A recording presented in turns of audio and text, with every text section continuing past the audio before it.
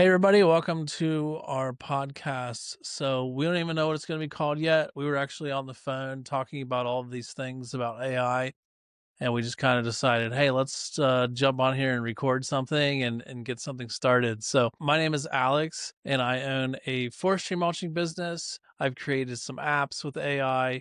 And in our business, we use AI quite extensively. And I would say even AI built this business. So, we just wanted to start something and talk about real world applications. A lot of videos out there on YouTube, a lot of podcasts are talking about things that just aren't very useful. So, how many times are you going to watch Will Smith eating spaghetti? It is kind of cool that the AI started at one place, ended at another, but what are the real world applications of this stuff? And how can you utilize it in your business? And that's what we wanted to start. So we wanted to introduce ourselves and start a podcast talking about these things and how to implement these things into your business. Yeah, and for you guys, I'm also in the AI space. I've actually been in technology for probably about 20 years now. It was actually what I studied before, but over probably the past year and a half or so, I've been implementing and utilizing like the AI coding side of things. That's kind of where my perspective comes from, but I've also played around with a lot of the other tools and different things that exist out there.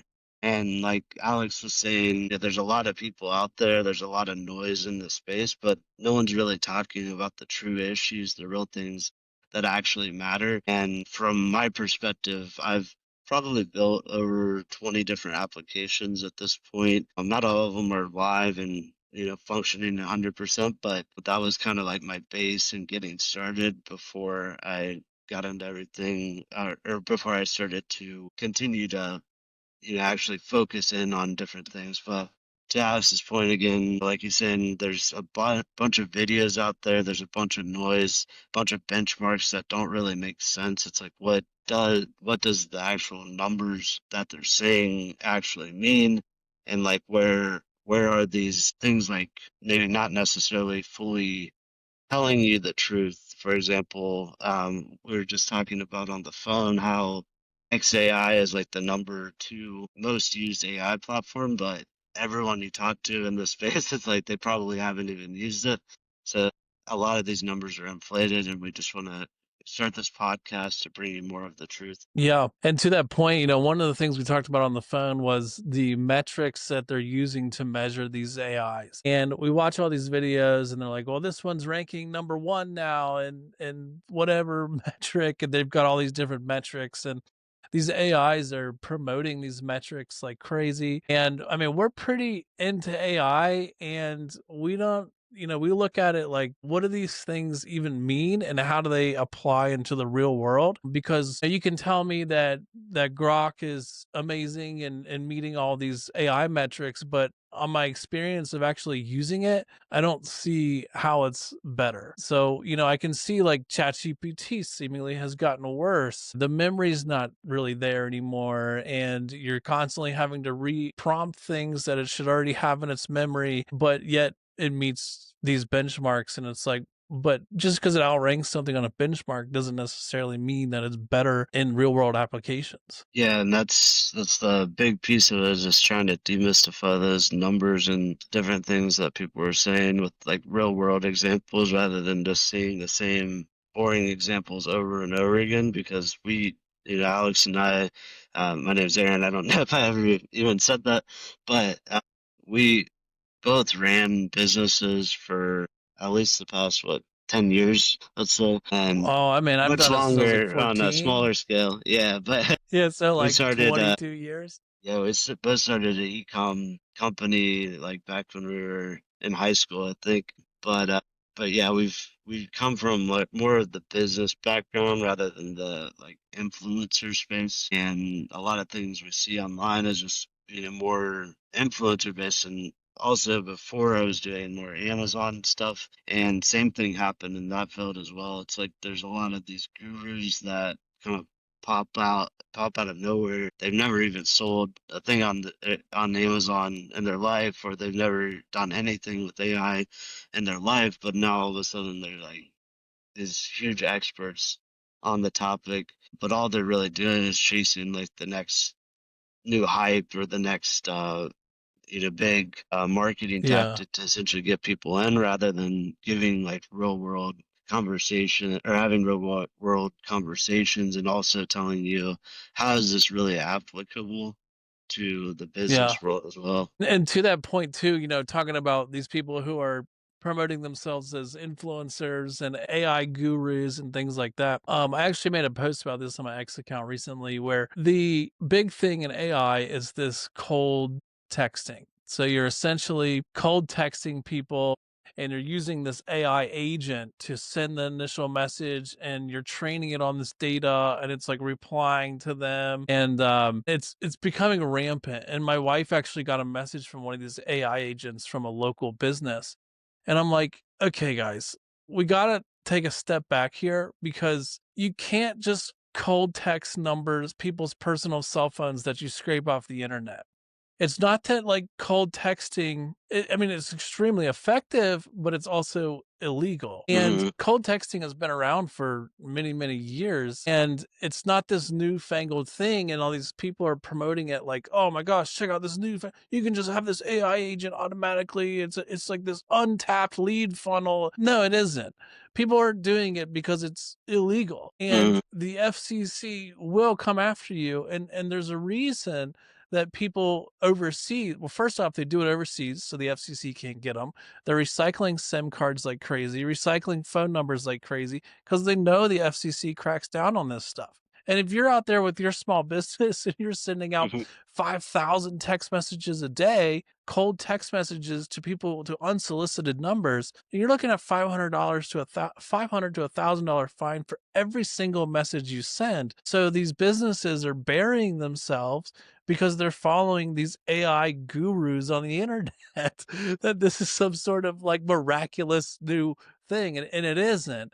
And so like we have to look at things from a realistic perspective and understand with AI, like it's amazing. It does all of these amazing things, but if you don't have business experience to back up how you can apply AI into the real world and into your actual business, you're just going to get yourself tied up in all sorts of lawsuits and have all kinds of issues. So, like, I'm like, well, all these people are promoting this, but nobody's talking about this part of it. Like, you can't, you're just not allowed to do that. And so, yeah, I figured we got to do this, man. We got to do this podcast. It's something that people need to hear. They need to see this. And we're not going to be out here like promoting like this clickbaity stuff and talking about how to create a sexy AI influencer because those things just aren't realistic and applicable to your business. So, anyways, I just thought that was an interesting part of AI gurus that Aaron mentioned that has just gotten out of control and getting people into a lot of trouble. And so what I got out of that was that right now I'm in Colombia, so I need to start buying up a lot of SIM cards and start call texting people. Yeah, the reason we know these things is because 10 years ago we tried to do it, right? Yeah, we've already tried You it. We got a lot of yeah, cease and desist letters. yeah, We've been there. We've been you're there. just We've not done allowed that. to do this. Yeah, Yeah, I it's remember it's when we wild. started the decal thing, it was like we got constant cease and desist letters from these big Yeah, yeah, brands that wanted us to shut our site down or remove the designs and all that. So yeah, yeah, it's coming from real world knowledge, and I think that's where a lot of times it's the dangerous part of listening just to anyone on the internet and including us, do your own research and make sure even what we're saying is accurate and is in alignment with what you want to do. But really, I mean, at this point too, there's no reason to not be in compliance either because you can leverage AI for that as well. So you can even go to it and say, "Hey, this new AI guru says that I need to start cold texting using the new Go High Level AI bot that they're going to install in my business.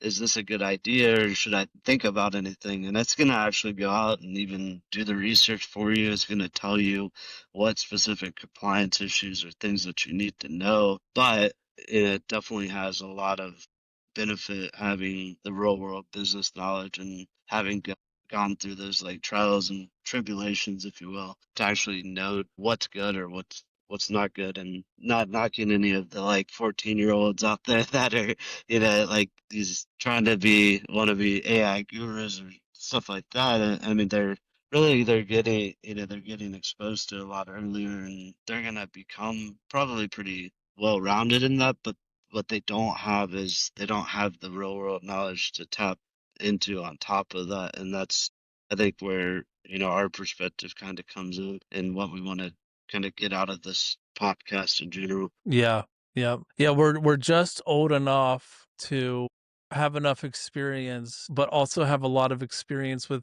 technology, Hmm. but we're not and we're not too young in that we're naive, but we've been young Yeah. and naive before, right?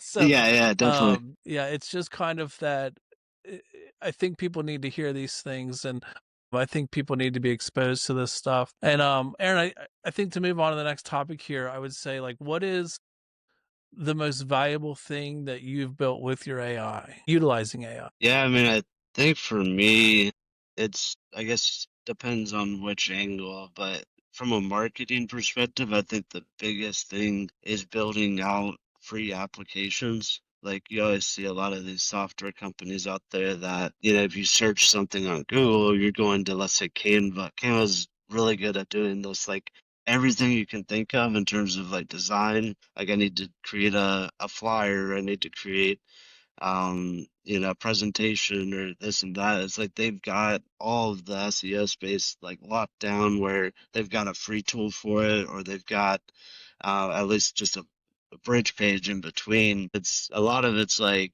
from a marketing, if we're talking from a marketing perspective, I think one of the biggest changes in our business has been building and developing niche specific tools that are actually free to use, and then utilizing that as a way to actually build up an email list and start to market like our paid products. Because right now I've got one software that's actually live in production, and then I've got another one that is in like just a pre-launch phase. Really, if we have like a initial deposit page, but it's specifically addressing e-commerce, which I've been in for at least about 8 or 9 years, just running a Amazon agency, and then many more years before that, like selling on eBay and Amazon, things like that. But I'm taking all of the knowledge that I have, this industry specific knowledge, and then I'm funneling that into like free tools that I know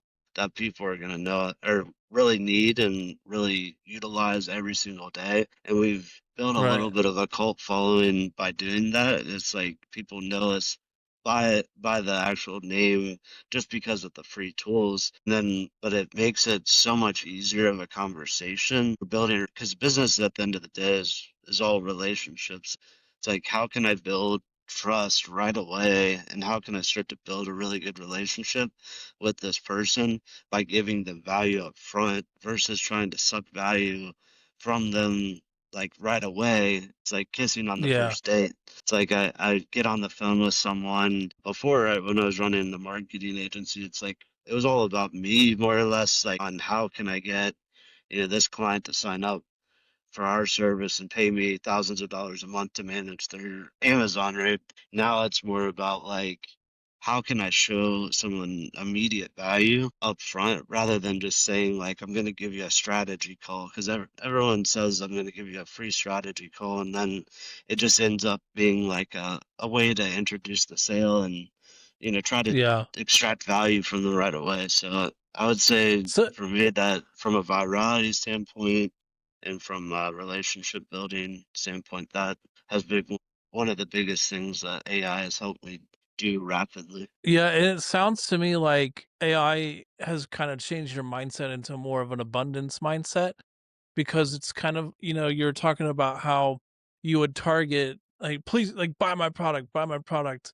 And instead, now you have an incredible product. And Yep. it's more so like you're inviting people, hey, check it out. It's Yeah, it's yeah, not, it's less of a direct sale, but AI has allowed you to build something just so good that everybody needs it. And it seems like it's switched you more to like an abundance mindset and with yeah. the sales, and I think that you're seeing a lot of success from that. And it's almost like an unintentional consequence of it. Yeah, definitely. My first intention really was like actually putting the tools out was just because I wanted to play around and make something cool. Of course, I had a little bit of the in my mind, like, hey, maybe I can start building a bit of an audience with this on LinkedIn, because that's where I Yeah. primarily market. I don't get anything on X as of right now, but like LinkedIn, I've been doing really well, and I start to give away like a bunch of different applications and get a lot of engagement based off of that. But it comes down to like a principle I heard before that someone termed like attraction marketing.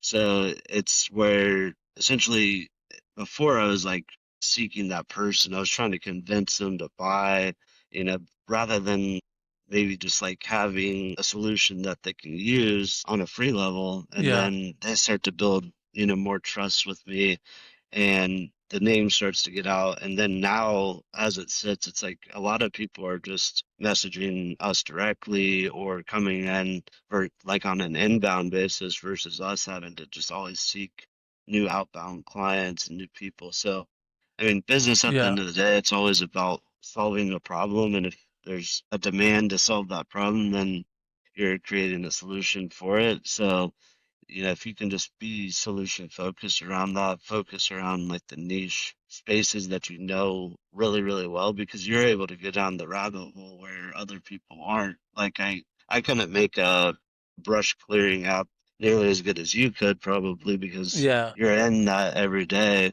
and you know Yeah. the business, you know the brick and mortar. I'm all virtual, my whole business has always been remote and that kind of stuff. So if you ask me, how do I, what are the needs of a brick and mortar store? I'm not gonna know. Or what are the needs of like a home service business? Professional I don't really know service. those. Yeah. Yeah. Not to say like we were talking about before, you can definitely figure like pain points out, but I think it does really help when you niche down in whatever you're utilizing the AI for, because you're going to be able to Yeah. spot check it versus like just going random and shotgun mode and, Yeah. just trying to see what Right. kind of pops up. Yeah, I think that that's a good point. Like AI is exceptional at solving pain points, allowing you to solve pain points in your business. And, for example, I was telling you about the app like Field Fix where we were just Yeah. tracking. We're running a forestry business, hard on equipment. You have to know your cost per hour. So every time your machine's out there, you need to know how many hours it's out there and how much those hours cost you in order to come up with pricing that's going to make your business profitable. And so it created essentially an app that does this for us. And I kind of layered the AI diagnostics on it, but before we were just logging everything into a spreadsheet. And I had no intention whatsoever of actually putting this app out to the world. I just Hmm. kind of was like, this is something that we need because it is a huge problem. We're spending all of this time trying to log every single little thing.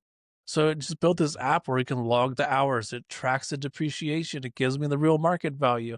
It allows me to use AI to diagnose issues. I can train it on service manuals and it's super simple, easy interface to use. And instead of spending 3 or 4 hours at the end of each week going through and logging all of this stuff, it could just be done right then and there super quickly. And it was just a problem we needed to solve for ourselves. And I just kind of decided, let me just throw it out to the world and see what happens because it only took me 6 hours to build Hmm. this. Yeah. That's the thing, like, the power of it, of vibe coding and stuff like that is insane, and of Hmm. course, you're gonna have your people who are gonna say, "Oh, vibe coding is gonna have all these bugs." Here's the thing, I don't care. I'm running a business where I just need it to work, and it works for me, and Hmm. I haven't run into any bugs with it. I'm sure maybe if I had 100,000 users, there's bugs on it, but it's for me, Yeah. and anyways, I put this app out there to the world, and I didn't really promote it or anything. I just kind of set up a little AI automated Instagram poster essentially. It's a set Hmm. it and forget it, set it up in an hour. And it just starts, going out there, get some people signing up for it. And then today, get a call from a local venture capitalist company who invests in startups. And they're like over the moon about this, and they're like inviting me to come out to do a demo of it and all. And all of these opportunities are coming up, and I just say yes to everything. And for one, I'm not tied to the success or failure of this random app I created to solve this problem. So to me, it doesn't really matter. They could, I'll come out and I'll demo them the app just because I think it's cool, but I'm not tied to a result. I don't care if they're like, oh, we don't want to invest in it or not. Can if you want. It's immensely valuable. There's many people out there who are going to find immense value in this because nothing like this existed. So, it's again the abundance mindset. It's just like I can create anything to solve any problem. Mhm. So it Yeah. doesn't really matter to me what people want to do. If they want to be a part of it, be a part of it. If they don't.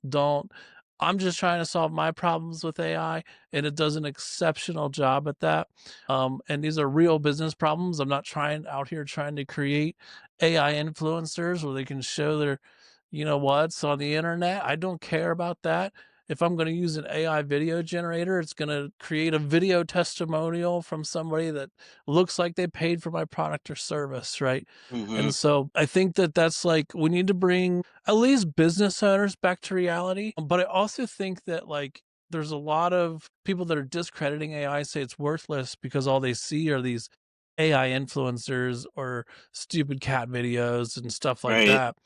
But so we almost need to like, hey, this is a real thing that's going to change everything about how the world works. It's Mhm. not just some silly cat videos on the internet. This is real. It's going to change everything. And as like a business owner, if you've got something of value, you need to be on board. You need to utilize this. You need to know how it works and you need to know what you can do with it. And I'm sorry, but like going to these influencers that are going to tell you to blast out text messages or ones are going to tell you how to create an AI influence. I'll be honest, creating an AI influencer, I don't care if you get 100,000 subscribers on your AI influencer because it's some girl in yoga pants.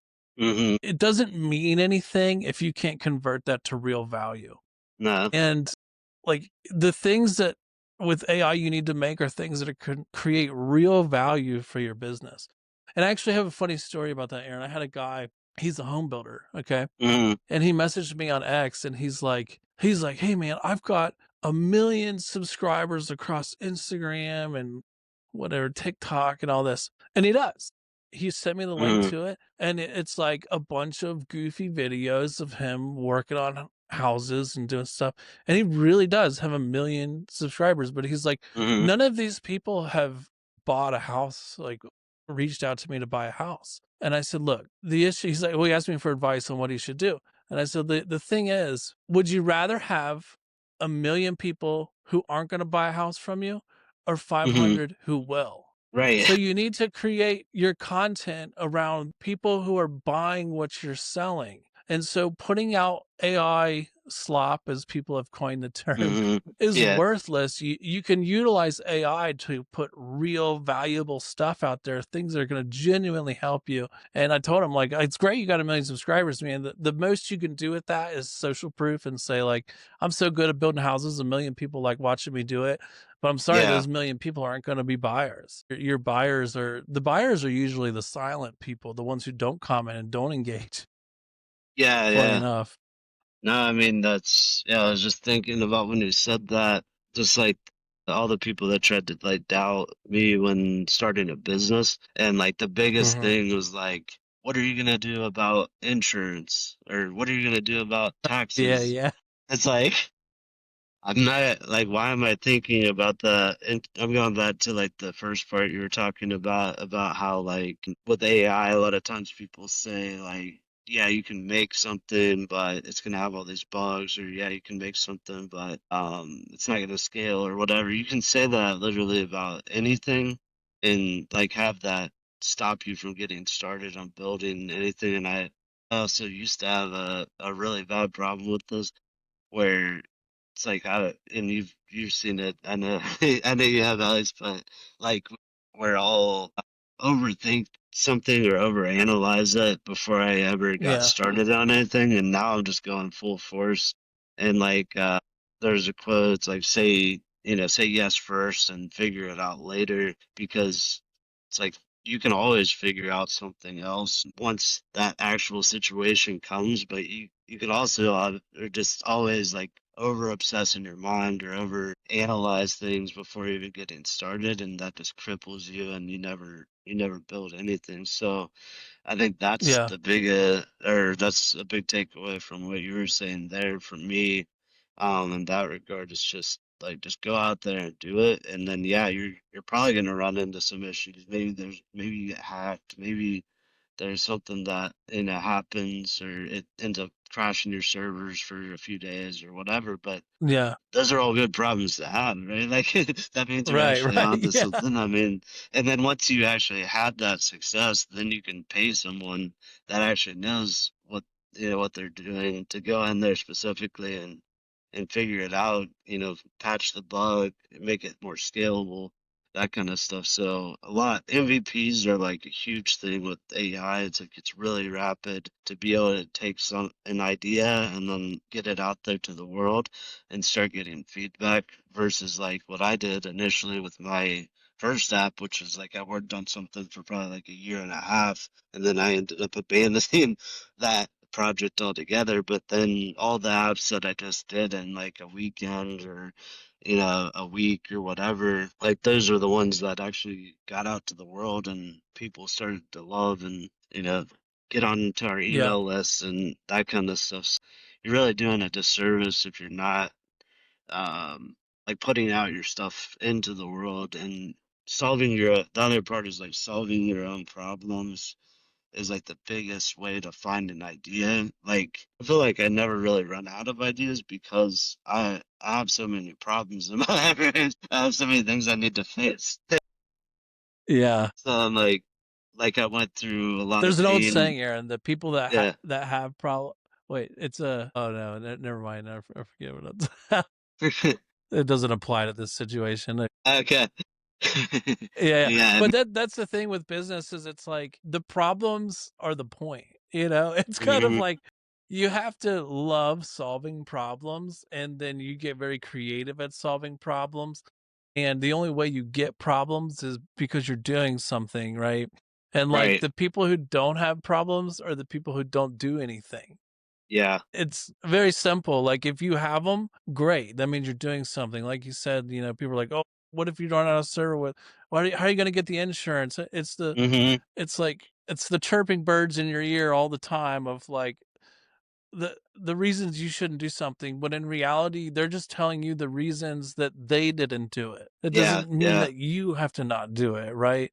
And like that's the way I've always looked at people and when they want to tell me about problems that I might run into and it's like, sure, if I Yeah, that's why you are they just stop illegal, like right? yeah, yeah, Legal or exactly. illegal? That's all I care That's why about. I just If it's stopped not like against the law, I mean, it's bad, but it's like you just sometimes you just gotta like stay working something because it's like I don't need to yeah, hear all of the things that why I shouldn't do it. I have yeah, reason that I'm actually going out and building something and a purpose behind it. But yeah, if you're struggling with that idea phase or anything in terms of like what do I make with I would say that's a big realization. It's like if you have that problem, chances are there's a lot of other people that have the problem. But to the second point you were saying about, the influencer, the guy that had over 1 million different followers and stuff, it's like it comes down to like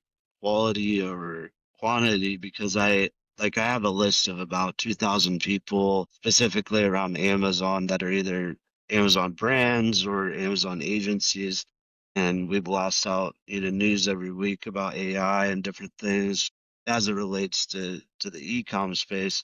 But that list converts way higher than someone that has 1 million people on Instagram that's just there doing to like watch silly swimsuit videos. models Yeah, or yeah, all this other yeah, stuff that so it's like having a YouTube channel where all you're doing is pranks. Like you could have 20 million followers, but you're not actually going to be able to, at the end of the day, convert yeah. those followers into anything. Speaking of So, YouTube, the funny thing with YouTube is like if I want to find stuff that's genuinely helpful and genuinely valuable for especially when I'm searching for stuff for AI, like for example, Nano Banana Pro came out and I'm like, okay, let me look up this thing about Nano Banana Pro.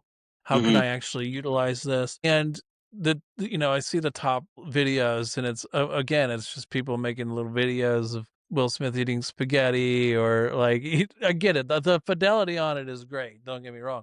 But what I found was like just search by newly uploaded and Mm, those are the people that you really are really doing something with it and are providing value because those are the guys that are sitting at their desk all day. They've got 35 views on their videos, but they're just so excited about what cool thing that they're able to accomplish with this stuff yeah, that they put it out there on to the world, but it's not as clickbaity as putting a hot chick on your thumbnail, so it's like the real value is sorting by newly uploaded than it is sorting by whatever the default sort is, popularity, yeah. relevance, I guess. Like, yeah, I like that you said that because like that's always been my frustration is it's like the loudest guy in the room or the loudest person in the room generally is not the smartest. And that holds Yeah. true on social media too. The people with the most influencers are probably like one of, or I mean, I'm not saying everyone's dumb, but there's a lot of dumb people that have a lot of followers. And it's like if you actually got them Yeah. in a room one on one, it's like they're not even real humans. They're just NPCs. Like they're like just Right. about like the views about that kind of stuff. Aspiring actors, not business Yeah, owners. yeah.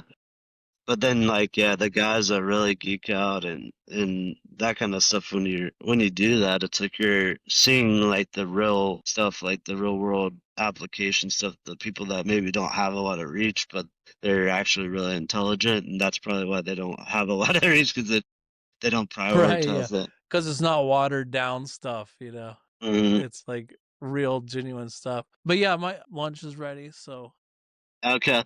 it's been cool. I think people are gonna like this kinda stuff, and, thanks for watching. Like I said, we don't even know what it's called yet. You'll see what it's called on the YouTube channel name.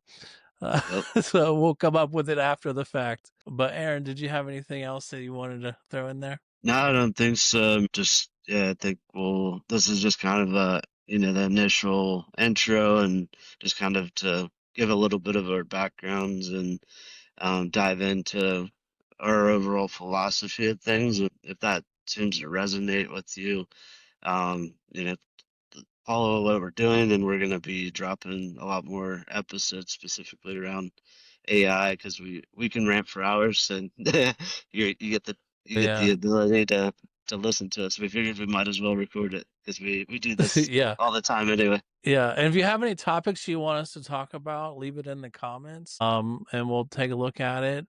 And who knows? Maybe nobody will ever watch this video. Maybe lots of people will. You don't know. You just throw shit at the wall and see what sticks. And it's just fun for us to do because we have these phone conversations regularly, anyway. So yeah.